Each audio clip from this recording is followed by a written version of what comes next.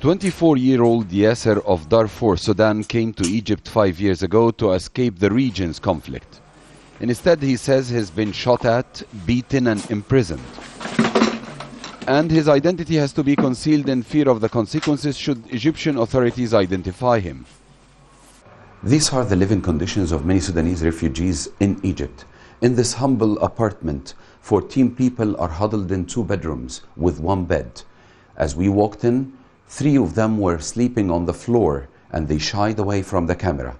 They live in darkness to save on electricity bills. Early on, Yasser has decided to cross the Egyptian-Israeli border from Sinai illegally, hoping to find a job to support his family. But things didn't exactly go his way. We left Cairo to Arish in July 2007. More than 50 of us were received by Bedouins. We lived on salty water and bread. For days we walked in the desert before we took shelter by a mountain. One night, Egyptian soldiers showed up and without warning opened fire. I saw people injured and a pregnant woman was killed.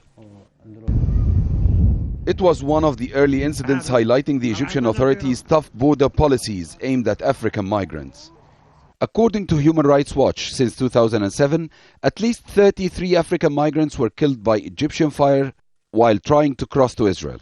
139 of those who succeeded to cross were returned by Israel to Egypt, where they were detained in undisclosed locations.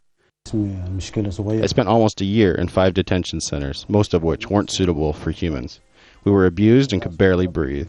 Some of these jails were full of cockroaches and bugs. Sometimes there were no blankets to sleep on.